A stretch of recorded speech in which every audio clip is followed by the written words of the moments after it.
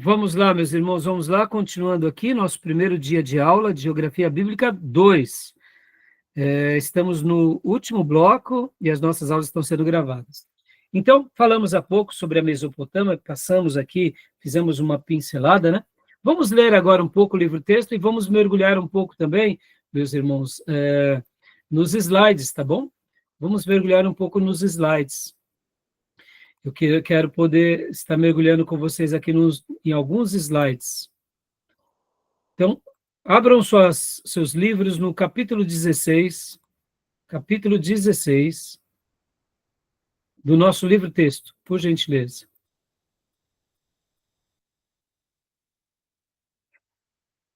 Antes de compartilhar a tela aqui com vocês, deixa eu mostrar também essa maquete. Olha só que interessante, né? No artigo Toda a Matéria também, eles trazem essa foto. Eu achei muito legal essa foto. Ó, deixa eu compartilhar aqui com vocês. De Ur. Olha que legal.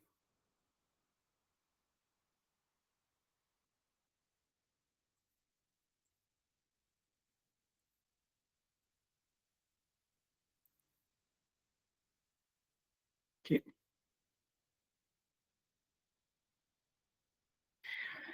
Olha só que legal essa maquete. Estão vendo? Aqui seria aspectos aproximados da cidade de Ur, considerada a primeira urbe da história. Urbe seria cidade, né? Cidade da história. Primeira cidade da história. Que legal, né? Essa maquete. Por volta do ano 5000 a.C. Seriam os sumérios ao sul, os acadianos ao norte.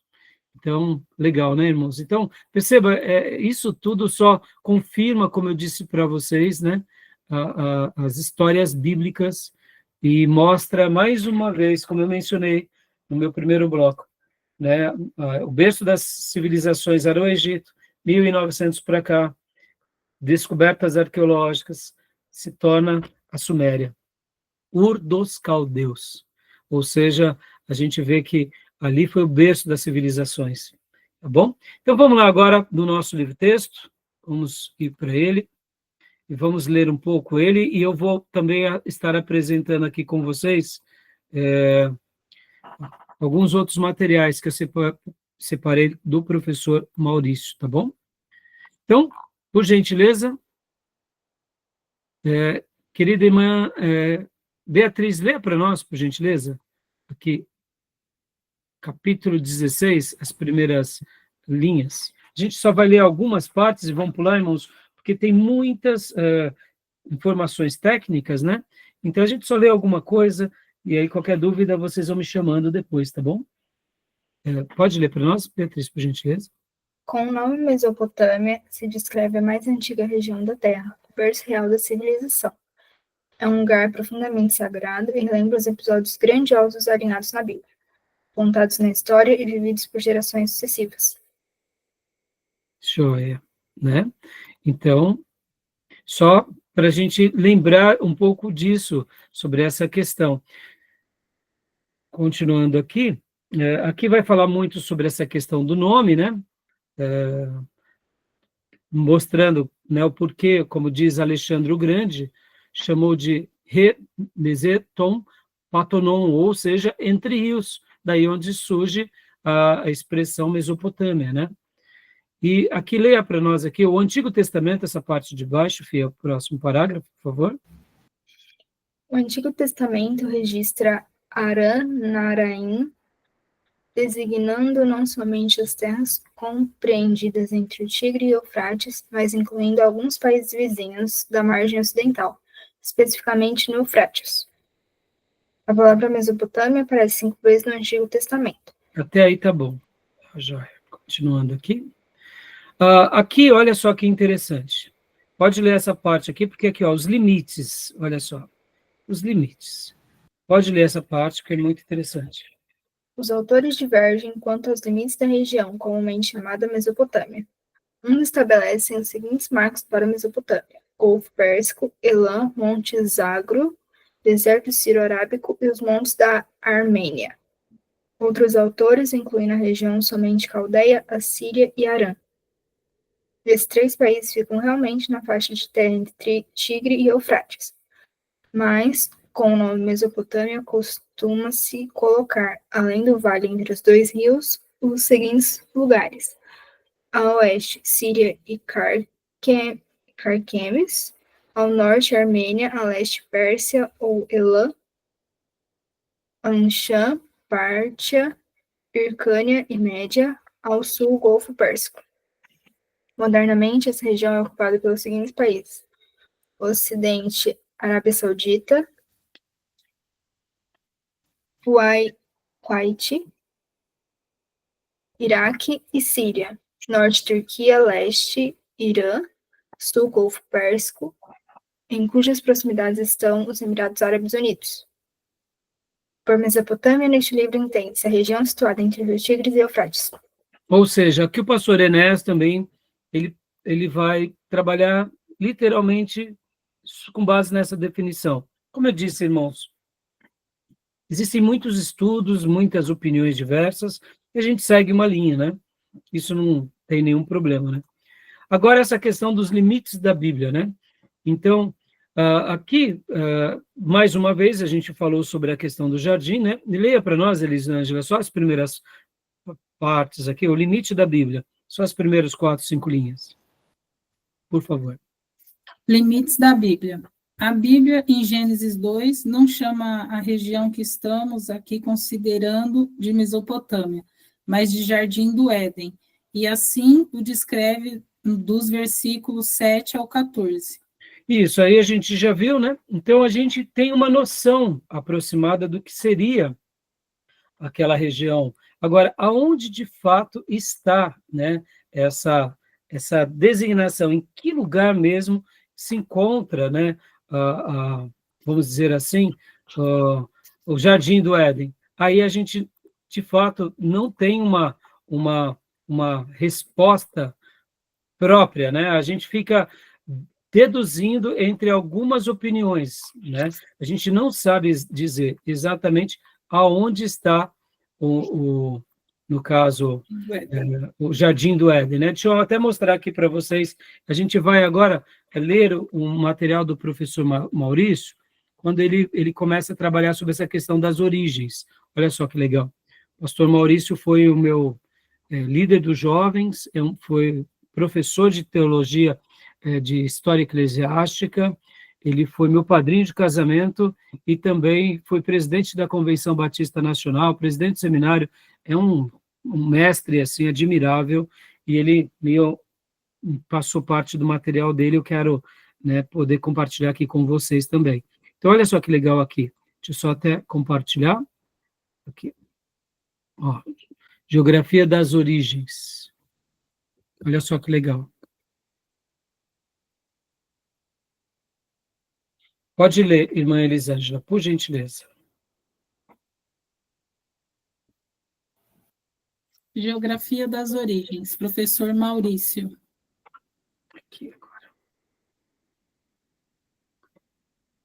A localização, como a gente já viu, né? Não precisa ler novamente. Gênesis 2, ali tinha os 4 rios, né? Aí aqui vem algumas teorias, tá, irmãos? Aqui são todas teorias, tá? Leia para nós, filha, por gentileza. Teorias da localização do Éden. Éden. Dilmo, fonte é a Apopeia de Gilgamesh, local parecido com o relato bíblico, supostamente relacionado com a ilha de Bahrain, no Golfo Pérsico. Deixa eu só fazer um comentário rápido aqui, irmãos. Quando a gente vê essa epopeia de Gilgamesh, as narrações que nós temos na Bíblia, como criação, Jardim do Éden, dilúvio, essas narrações, elas são encontradas também em outros achados arqueológicos e textos de outras culturas e povos e religiões. E a epopeia de Gilgamesh é uma delas. Então, segundo também a epopeia de Gilgamesh, o lugar onde seria essa região é aqui, em Bahrein, no Golfo Pérsico. Agora, pastor, tá, e quando fala também nessas outras culturas sobre o dilúvio, lá menciona outros deuses. Exato, vai ter tudo isso, viu, irmãos? Mas, assim, a gente não pode deixar de citar isso para vocês e de dizer que isso existe, tá? Existe. Alguns vão dizer que os judeus pegaram as informações desse povo e codificou como se fosse um castigo de Deus. Então, assim, cada lugar vai dizer que um pegou emprestado do outro, entendeu? Tá bom? Então, eu só estou fazendo esse comentário para que, se um dia vocês ouvirem, por exemplo, um historiador, um arqueólogo falando que, por exemplo, que os 10 mandamentos e todo o Pentateuco e toda a Torá que Moisés utilizou, ele se baseou em Hammurabi. Tudo bem, é a opinião dele. Nós não podemos dizer, não foi. Não dá para a gente saber o que foi e o que não foi. O que foi para nós está atrelado à nossa fé em Deus, na Bíblia, da revelação do Deus eterno com um homem chamado Abraão, que dele vem os patriarcas, que dele vem Moisés, e que vem toda a história do Velho Testamento, que vem o Salvador do mundo, pelo qual nós entregamos nossa vida e nossa alma a esse Salvador, e acreditamos que os apóstolos foram esses que foram eleitos por Deus para escrever as últimas coisas e propagar essa mensagem salvadora agora a toda a terra. E aqui estamos. É o que acreditamos. Pastor, mas falta achados arqueológicos? Falta. É por isso que a Bíblia não fala para a gente seguir o achado arqueológico, fala para a gente seguir a Deus por fé. O justo viverá pela fé. Era mais ou menos isso. Deus, na sua sabedoria, já sabia que a gente ia passar por isso. Ponto. Pastor, mas é uma resposta simplista. Tudo bem, para muitos pode ser simplista, para mim não. Irmão, só de você imaginar que a gente estudou aqui em Geografia Bíblica 1, a história de um povo, pelo qual Deus se revela a esse povo, quer um acervo documental mais magnífico do que esse? Para mim, não preciso mais do que isso, meus irmãos. O Novo Testamento existem manuscritos assim, é um dos maiores acervos do mundo, arqueológicos, de achados arqueológicos, são os manuscritos do Novo Testamento. Precisamos mais de alguma coisa? Não precisamos. Mas aí, como se não bastasse os dados científicos e externos, a gente tem a experiência interna, que é a nova vida que Jesus nos dá. No momento que entregamos a nossa alma a Ele, Ele passou a ser o nosso tudo e não tem nada que se compare a Ele, e aqui Ele nos deu uma nova vida. Então, assim, estou comentando tudo isso, porque isso não enfeia o cristianismo, nem o judaísmo, tá entendendo? Mas essa é a história, né? Então, tá bom? Isso vai acontecer em muitas culturas. E talvez amanhã alguém ache algum outro achado arqueológico, que eles vão falar de novo do Jardim do Éden, não sei o quê. Assim, lembra aquela frase, quem conta um conto aumenta um ponto, né? E outra, as pessoas elas precisam criar suas histórias, ou elas se rendem ao Deus de Israel, né, ao Deus eterno. Bom, só para tirar qualquer tensão, quando estudarmos na matéria de missões, nós estudamos um livro que é o Fator Melquisedeque, até hoje a gente está estudando sobre ele. E esse livro vai mostrar muito bem, por exemplo, como Abraão era resolvido. Por exemplo, irmãos, Abraão, ele não dá o dízimo para Melquisedeque? Dava. Ele reconhecia que Melquisedeque era servo do Deus Altíssimo. Quem era Melquisedeque? Não tem informação. Então, dá para ver que na antiguidade, de uma forma misteriosa, Deus se revelou a outros povos. Melquisedeque, ele era rei de Salém. E Jesus, ele é sumo sacerdote da ordem de Melquisedeque, diz Hebreus. Ou seja, pode ver que Abraão, pai da fé, dá dízimo a um sacerdote. E você só honra o seu dízimo e oferta aquele que você considera que é maior do que você, ou aquele que cuida de você. Em certa medida, Abraão estava prestando honra a Melquisedeque, que era um sacerdote. Abraão era um profeta. Mas a história da revelação não era com Melquisedeque, imaginando que ele fosse uma pessoa. Era com Abraão. E aqui estamos. Somos filhos de Abraão. Que tipo de filhos? Da sua progenitora. Abraão foi o nosso progenitor? Não. Somos filhos espirituais de Abraão. Talvez alguns de vocês sejam até judeus e descendentes de Abraão. Quem sabe pelos ismaelitas, quem sabe pelos midianitas, ou quem sabe, né, pelo próprio Isaac, não sei. Ou quem sabe não somos, né, quem sabe somos, não somos Sem, Cã e Jafé, né? Ou quem sabe somos descendentes de Jafé, não, Sem, semitas, Jafé e Cã. Ou quem sabe somos descendentes do Jafé ou dos cananeus. Não sei, quem sabe a gente seja descendente deles e daí. Mas somos descendentes de Abraão pela fé. Tá bom? Estou explicando isso porque muitas vezes o seminarista vendo essas coisas fala assim, mas tinha essas histórias? Tinha e existem, tá? Como que Deus trabalhou na história, a gente não sabe, tá, irmãos? Tá bom? Então, continua para nós, irmão, por gentileza, vamos tentar correr um pouco agora. Éden como mito representando a transição do homem coletor / caçador 6.000 a.C. para o agricultor. Éden desaparecido após a queda humana, local de natureza espiritual, escondido por querubins. Éden destruído após o dilúvio, submerso pelas águas do Golfo Pérsico. E Éden ao norte, próximo à Turquia.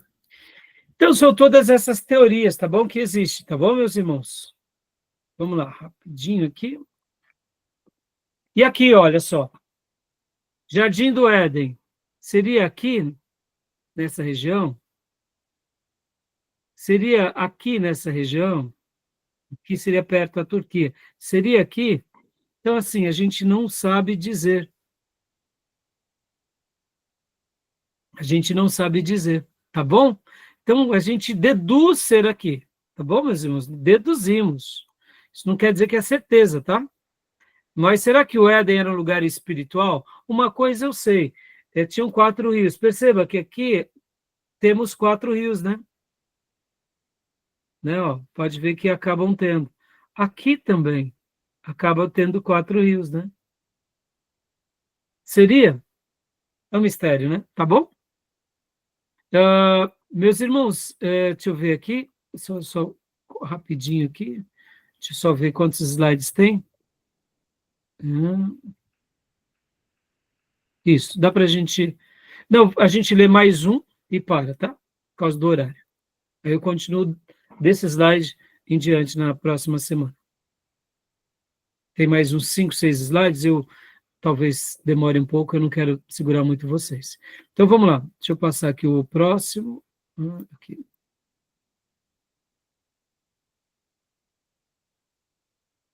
Onde está? Aqui. Jardim do Éden no Golfo Pérsico. Alguns vão... Aqui, ó, a teoria que a gente viu há pouco, ó, lembra? A gente tinha falado... deixa eu mostrar para vocês aqui. Ó. Tínhamos falado aqui, tínhamos falado lá em cima, né? Perto da Turquia. E aqui seria uma dessas outras teorias, tá vendo? Outra teoria aqui no Golfo Pérsico, ó, né? Que é essa cidade. Pastor, mas e aí? Será que é? Não sabemos. Fica um mistério, tá bom? Tudo bem até aí, meus irmãos? Né? Vamos parar aqui? Ó, aí a gente começa falando um pouco sobre o dilúvio, tá? A gente dá sequência falando do dilúvio. Isso daqui é só um slide rápido, né? Para a gente mergulhar no livro-texto, tá bom? Alguma pergunta, alguma dúvida? Não. Né? Seria tão bom, né, irmão, se a gente tivesse mais certeza, né? Pastor, Ah, Eu achei um site aqui que ele tem a geolocalização de todas essas referências bíblicas aí, opa, dá tempo de mostrar para nós? tá? Então, mostra aí. Tenho 5 minutinhos. Depois compartilha esse material no nosso grupo de WhatsApp, tá? Peraí. Joia, aí, que legal, tá vendo? Esse, Tá aparecendo aí, não? tá, vai começar agora. Aí, olha aí. Esse site aqui, ó, eles têm ele mostra toda a geolocalização das passagens bíblicas. Ah, que Aí, legal também. aí ele aparece, você clica na referência, né? Por exemplo, aqui é do Éden. Ele dá essas 5 possíveis localizações aqui, que é na Armênia, ali perto do Golfo Pérsico, aqui na Babilônia, em Canaã e no Egito. Olha, mas não apareceu esse daqui no o que a gente viu há pouco também, Não, né? aqui na Babilônia, por exemplo, ó, quer ver que legal? Se você aproximar, Uhum. a gente tem o palácio.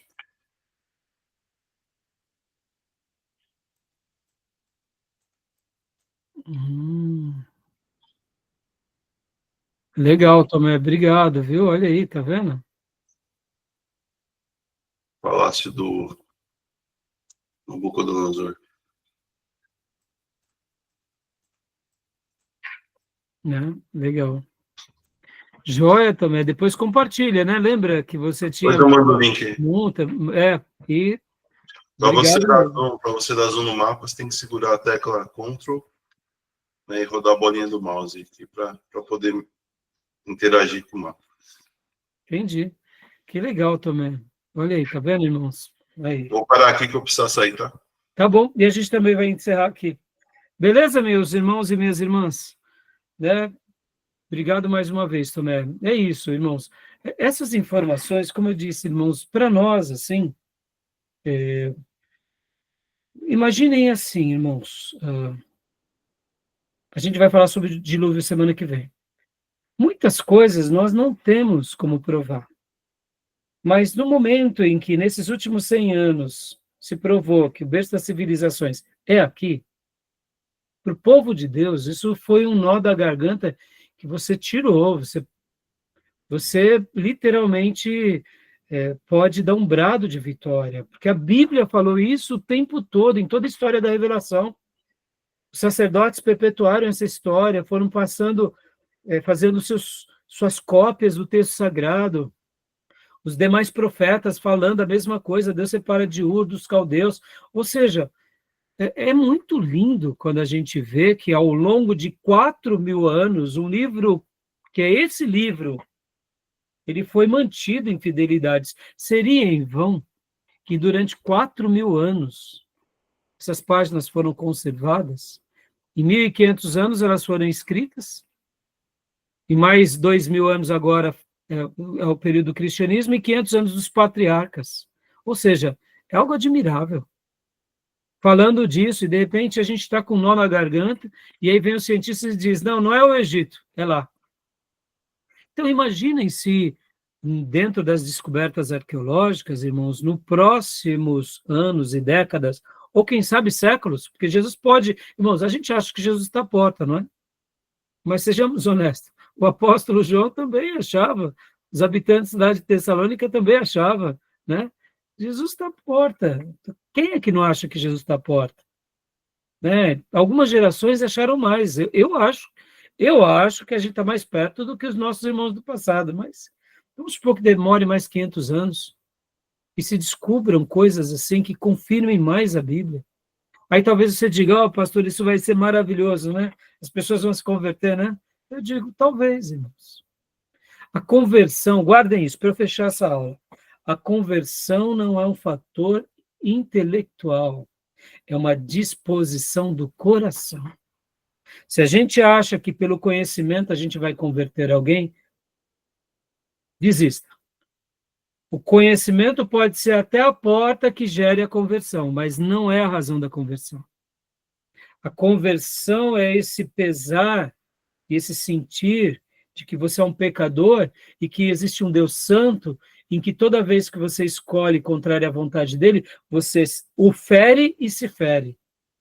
E a conversão nada mais é do que esse grito dizendo: me salva de mim mesmo, me salva do inferno e me dê a tua salvação que o teu filho que o Senhor me enviou por meio do teu filho.